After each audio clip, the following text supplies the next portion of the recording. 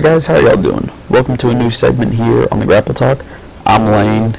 Y'all probably won't know me because I haven't been on anything. Neither one of the two videos they mentioned my name. But yeah, basically this segment, try to make it once a week, but we'll see how it goes. Basically, I'm just going to go down, maybe several news stories one week, or maybe just one story. And I'm just going to focus on one story this week because this week in wrestling, specifically WWE, I mean, we had the Royal Rumble, but Bryce and Brad already covered those.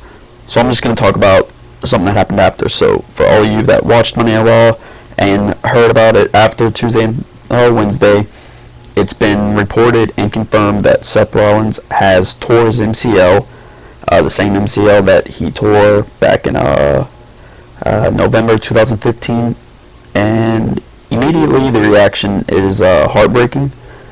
Because the reports are coming out, I believe that he is expected to miss 6 to 8 weeks. I could be wrong, but that's what I believe the Wrestling Observer newsletter was saying.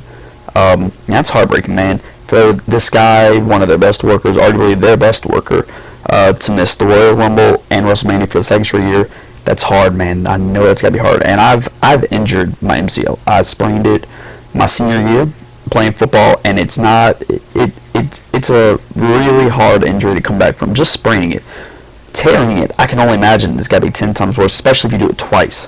So here's all the prayers and hopes that Seth Rollins comes back better. But let's move on from the injury and let's go back into the WWE world. What does this mean for Mania? Well, if you've kept up, you know that it makes sense that, they were going to do Seth Rollins versus Triple H at Mania, and rightfully so. And you could argue that they were probably going to do Joe versus Rollins at Fastlane. Well, now all that's scrapped. So what do you do? What do you do? And I have a solution. I think that there were reports that they were thinking about doing Joe Triple H, which would make no sense at all, like literally none. But I have a solution, and I think if they are having Triple H on Mania, which you gotta think they would, especially with it being in Orlando, which is where his baby NXT is, they're gonna have him on there wrestling a match. And there really is only one logical one for me to think off the top of my head, and that would be Finn Balor. Really, in this case, if you're going to do that, you could do Sami Zayn versus Samoa Joe at Mania. But let's talk about Triple H, Balor, why it makes sense. Well, in that promo that Triple H made on Monday night, all the words he was saying, it was a great promo to a certain extent, but Triple H could build off of that. And then you could insert Finn Balor into there. You could almost have Sami Zayn come out, or you could have Triple H come out with Samoa Joe, and they could talk about how they can use the injury from Seth Rollins to that promo, and then Sami Zayn come out and just say like, no, this is wrong, you didn't make him, he made himself, that thing, and you can have that match. You could incorporate Sami Zayn into that story, and it would kind of make sense. You could even do Sami Zayn Joe at Fastlane, but I would prefer at Mania because of how great those two guys are. But with Finn, what I personally think makes most sense, now he's not cleared yet. He's not guaranteed to be at Mania, but you would think he would be. He's expected to be cleared by, I believe they said, the reports are saying, by the end of the month, which would give him a month till Mania. What I think they should do is, I believe, the Monday after Fastlane, or a week after, whenever he's cleared, as soon as he's cleared, announce a week earlier of his return.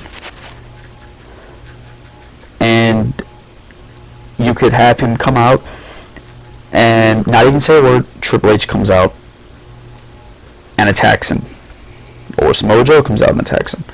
You do that, and that would lead to a match, and it can be about how Triple H is basically he gets this god persona of how he created Seth Rollins, how he created Sami Zayn, how he created Finn Balor, and you know what? That'd be a fun, I think that'd be a fun little, idea, thought process of Triple H.